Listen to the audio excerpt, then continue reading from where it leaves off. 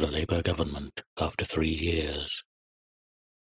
It is characteristic of our age that at the time of the 1945 general election, one could see fairly clearly what problems the Labour government was facing, and that it is just as difficult today as it was then to predict either success or failure. This is the age of the unresolved dilemma, of the struggle which never slows down and never leads to a decision.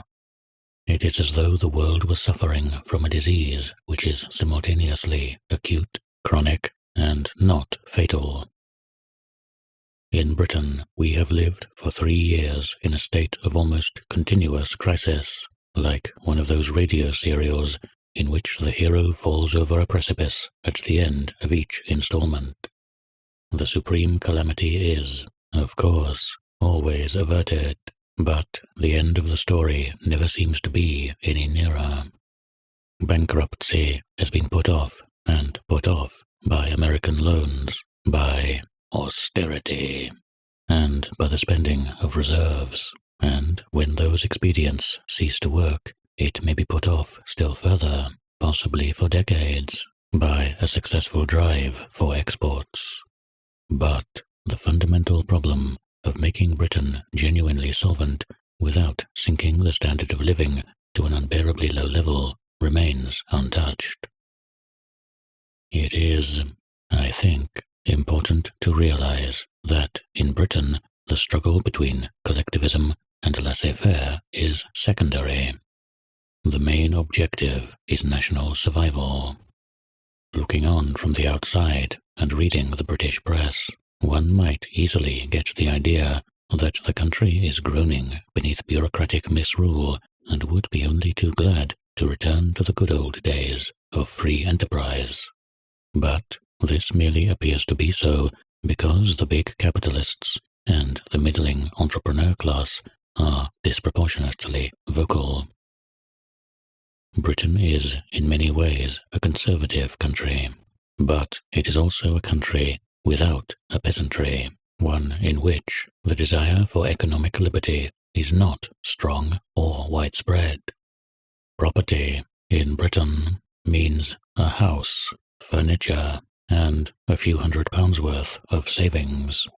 Freedom means freedom of thought and speech, or the power to do what you choose in your spare time. The great majority of people take it for granted that they will live on wages or salaries rather than profits, welcome the idea of birth-to-death social insurance, and do not feel strongly, one way or the other, about the nationalization of industry. Rationing and controls generally are, of course, in a sense unpopular, but this is only important in that it increases the exhaustion and boredom resulting from 8 years of overwork.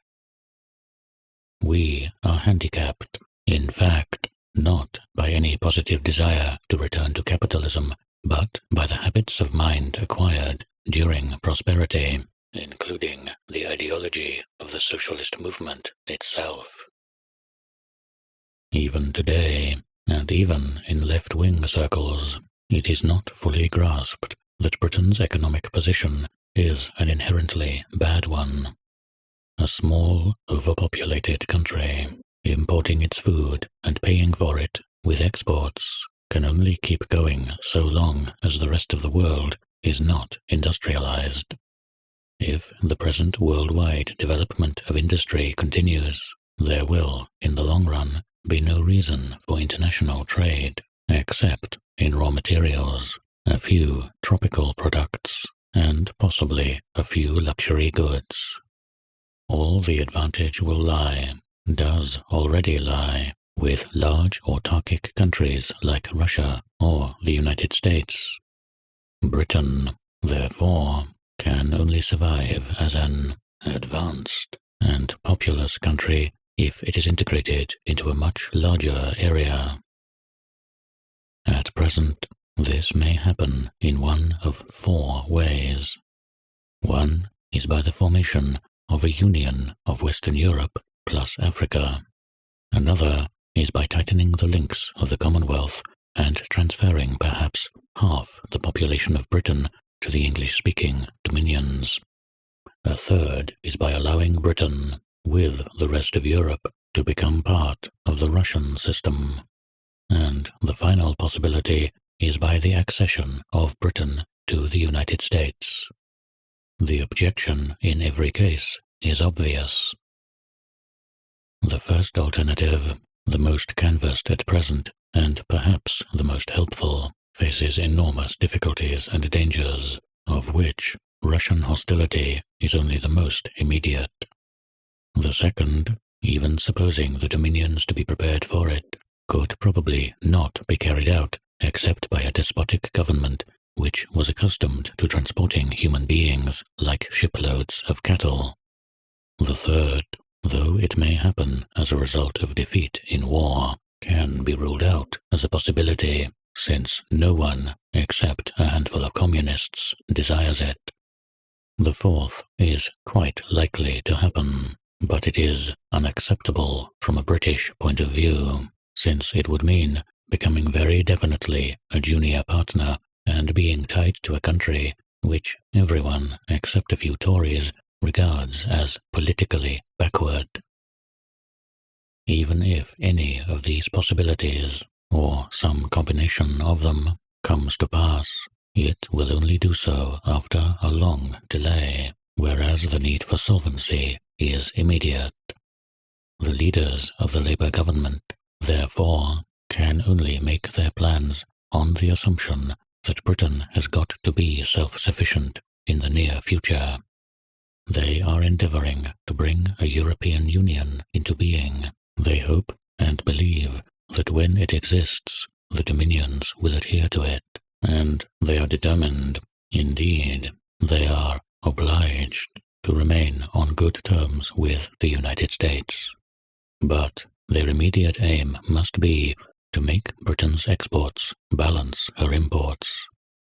And they have to do this with worn-out industrial equipment, with foreign preoccupations which demand large armed forces and are therefore a heavy drain on manpower, and with a working class which is tired and not too well fed, and which fought the war and voted at the general election in the expectation of something quite different.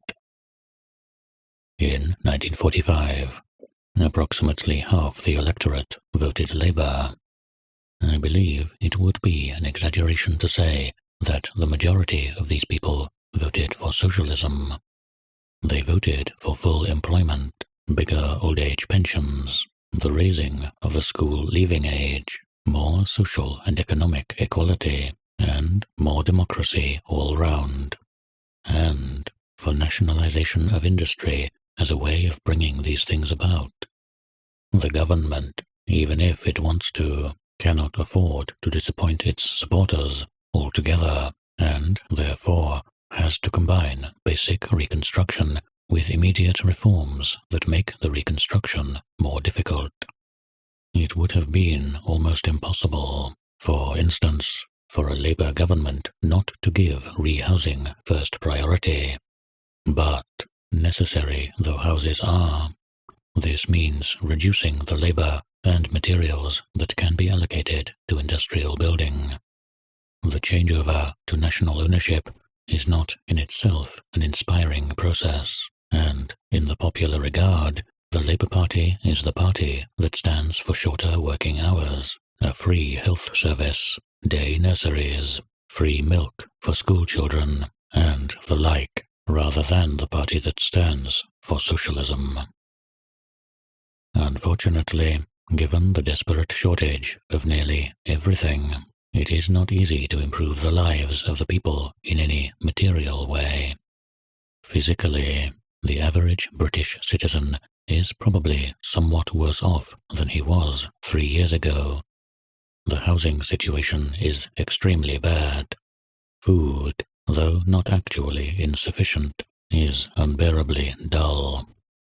The prices of cigarettes, beer, and unrationed food such as vegetables are fantastic, and clothes rationing is an increasing hardship since its effects are cumulative.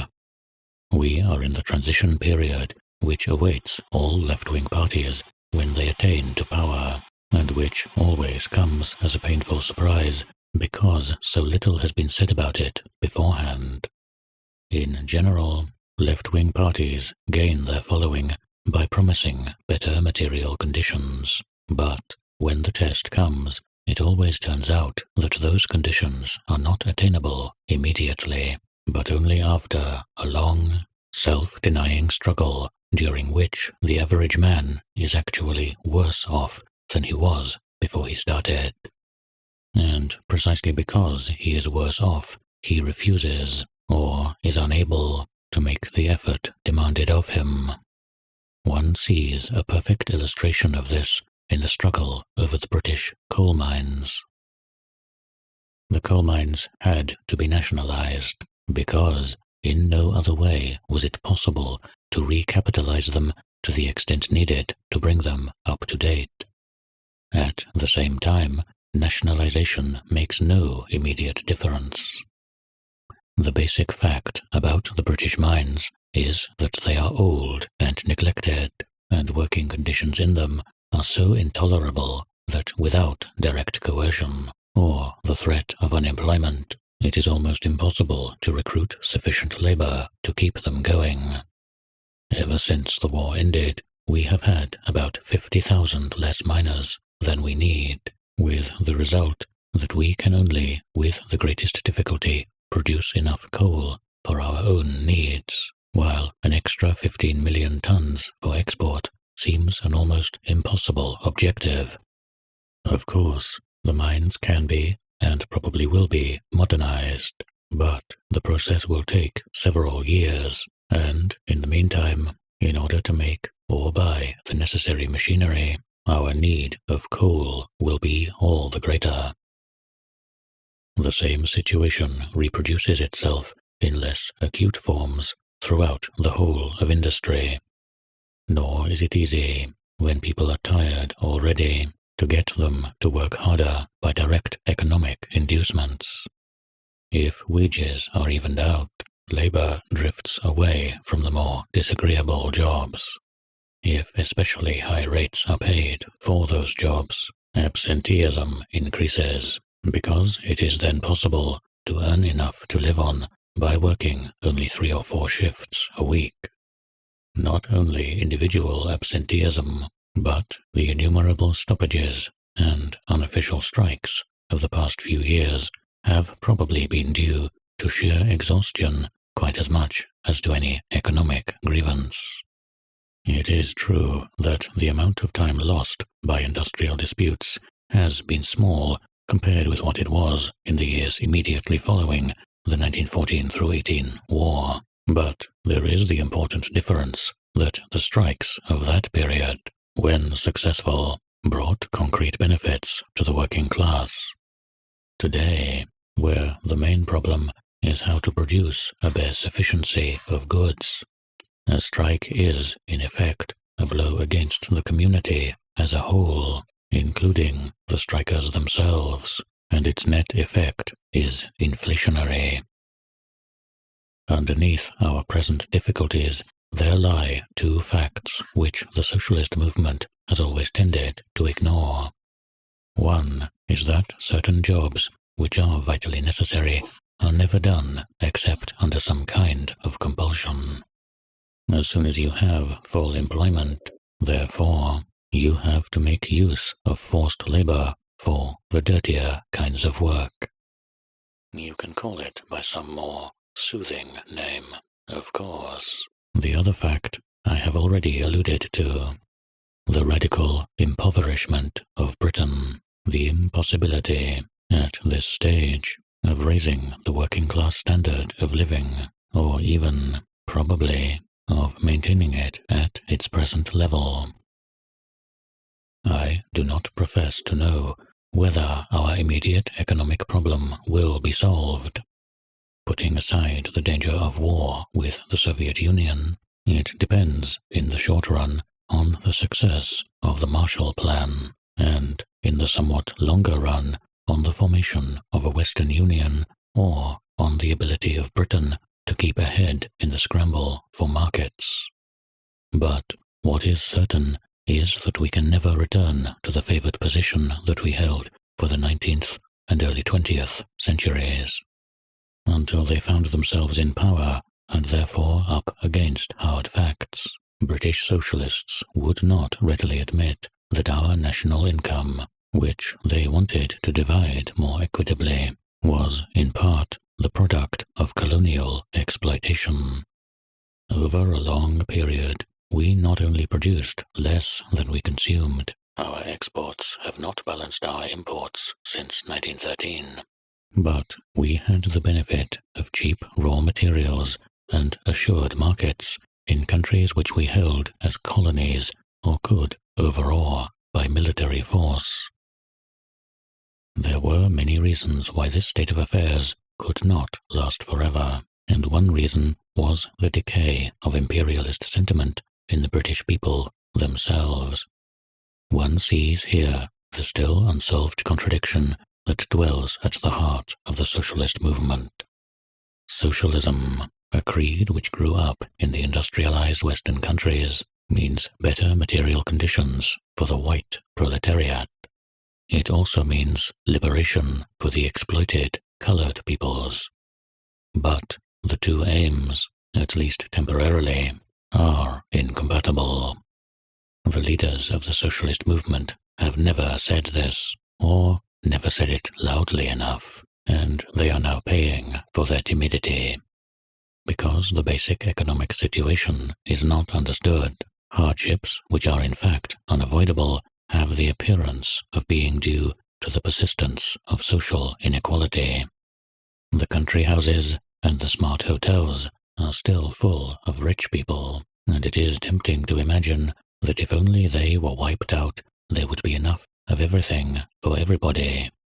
The fact that we are poorer than we were, that for a long time we shall go on being poorer, and that no redistribution of income can substantially alter this, is not clearly grasped, and morale suffers accordingly.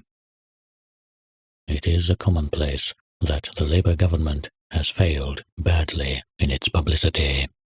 There has been a good deal of exhortation, especially in the last few months, but the day-to-day process of telling the public what is happening and why has not been systematically undertaken, nor had the need for it been realized beforehand.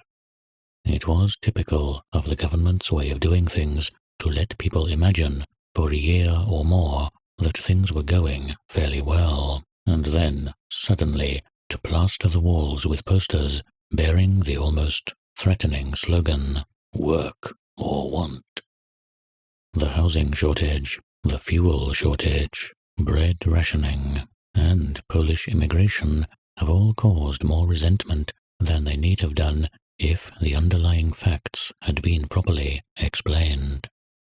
Nor has the government been very successful in selling Britain abroad, as can be seen from the fact that we are execrated all over the world, to a great extent unjustly, for our actions in Palestine, while the enormously more important settlement with India passes almost unnoticed. So far as publicity inside Britain is concerned, the government has two great difficulties to contend with. One is its lack of vehicles of expression. With the exception of a single daily paper, the Herald, all that matters of the British press is controlled either by Tories or, in a very few cases, by left-wing factions not reliably sympathetic to a Labour government. The BBC, on the other hand, is a semi-autonomous corporation which is neutral in home politics and can only be used to a limited extent for official announcements. The other difficulty the government suffers from is that almost up to the moment of the general election, it was in coalition with its opponents and therefore had no chance to make its own position clear. Before the war, years of steady propaganda had won over to the Labour Party the bulk of the manual workers and part of the middle class. But this was old-fashioned socialist propaganda, largely irrelevant to a post-war world in which Britain is weakened and impoverished, Germany and Japan prostrate, Russia in effect an enemy, and the United States an active world power. During the more desperate period of the war, the Labour Party was not in a position to declare an independent policy, though, in my opinion, it made a serious mistake in not getting out of the coalition as soon as it became clear that the war was won. Then came the general election, at extremely short notice. The Labour Party went to the country, as it was bound to do in the circumstances, promising peace abroad and prosperity at home. If it had been truthful, it would have explained that there were very hard times ahead, all the harder because the first steps towards socialism now had to be taken, and that the ending of the hot war with the Axis merely meant the beginning of a Cold War with the Soviet Union. To say, as every Labour candidate did, a Labour government will get along better with Russia, was about equivalent to saying, a Protestant government will get along better with the Vatican. But the average voter did not grasp the fact, obvious since 1943, that Russia was hostile, nor the fact that communism and social democracy are irreconcilable enemies. And meanwhile, the election had to be won. The Labour Party won it partly by irredeemable promises. It could hardly be blamed for doing this, but the confusion in the public mind between a left policy and a pro-Russian policy had ugly possibilities, and it is owing to good luck rather than good management that they have not been realized. If the pro-Russian enthusiasm that grew up during the war had persisted, the spectacle of Britain engaging in a seemingly meaningless quarrel with the USSR and keeping up large and expensive armed forces in consequence might have split the Labour movement from top to bottom. For it could then have been plausibly said that our hardships were due to an anti-communist policy forced upon us by America. This, of course, is what the communists and crypto-communists do say, but with less success than they might legitimately have expected, because of the cooling off of Russophile feeling. This cooling off has not been due to Labour Party propaganda, but to the behavior of the Russian government itself. Of course, there is always the possibility of a sudden revulsion in popular feeling if, for example, we appeared to be on the verge of war for some frivolous reason. With all the difficulties that I have enumerated, the threatening and perhaps desperate economic situation, the tug of war between pre-election promises and essential reconstruction, the exhaustion and disappointment which express themselves in absenteeism and unjustified strikes, the resentment of small businessmen and middle-class people generally, who are more and more fed up with controls and heavy taxation. In spite of all this, the government is still in a very strong position. The next general election is 2 years away, and before then something calamitous may happen. But given anything like a continuance of present conditions, I do not believe that the Labour Party can be turned out of office. At present, although it has enemies, it has no ideological rival. There is only the Conservative Party, which is bankrupt of ideas and can only squeal about grievances which are essentially middle class or upper class, and the opposition on the left, the communists and cryptos, and the disgruntled Labour supporters who might follow them. These people have failed to bring about the split they were trying for, because they have identified themselves with a threatening foreign power, while, in home affairs, program radically different from that of the Labour Party itself. One must remember that between them, the Labour Party and the Conservative Party adequately represent the bulk of the population, and unless they disintegrate, it is difficult for any other mass party to arise. The Communists are able to exert considerable influence by using infiltration methods, but in any open contest their position is hopeless, and that of the fascist groups is even more so. Mosley is again active, and anti-Semitism has increased over the past year or two, but the growth of a serious fascist movement is not to be feared at present, because without the breakup of the old parties, the potential membership for it does not exist. Electorally, it is only the Conservatives that the Labour Party has to fear, and there is no sign that they are making much headway. It is true that they made large gains in the local government elections, probably because people who do not, as a rule, bother to vote, especially women, wanted to register their exasperation with unpopular controls such as potato rationing. But in parliamentary by-elections, the Labour Party has not lost a single seat that it won in 1945. This is quite unprecedented for a party that has been in power for 3 years.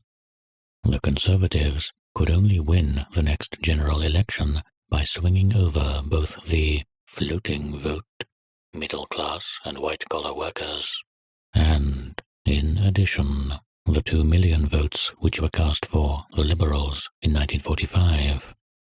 The mass of the manual workers are not likely ever again to vote for the Conservative Party, which is identified in their minds with class privilege and, above all, with unemployment. If the Conservatives returned to power, it would be a disaster, because they would have to follow much the same policy as a Labour government, but without possessing the confidence of the people who matter most. With Labour securely in power, perhaps for several successive terms, we have at least the chance of effecting the necessary changes peacefully. No doubt Britain will survive, at some level or other, in the sense that there will not actually be mass starvation.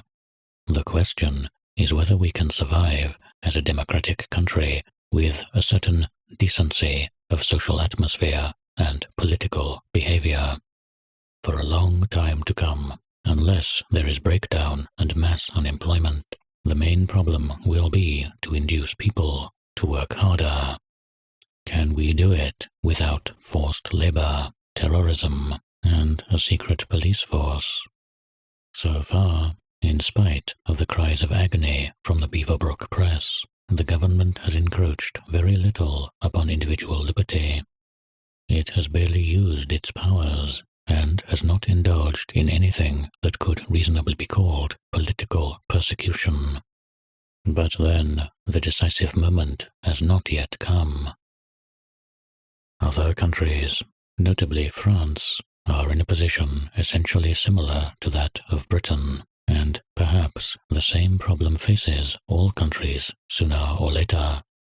Left-wing governments only come to power in periods of calamity, and their first task is always to get more work out of exhausted and disappointed people. So far as Britain is concerned, all one can say is that the British people are very patient, very disciplined, and will put up with almost anything, so long as they see a reason for it. The most urgent need is for the government to enter, more intelligently than it has done hitherto, upon the job of basic explanation, so that the average man, who endured the war in the vague hope that it would lead to something better, may understand why he has got to endure overwork and discomfort for years more, with no immediate recompense except an increase in social equality. As yet, the advent of a Labour government has made no marked difference in the intellectual atmosphere of Britain, and it has affected the position of people in the liberal professions, other than doctors, less than it has affected businessmen and manual workers. The habitually discontented and mistrustful attitude of the left-wing intelligentsia has hardly been modified at all. The outlook of these people is adequately represented by the New Statesman, and perhaps also by Tribune, and by such publicists as Lasky, Cole, and Crossman.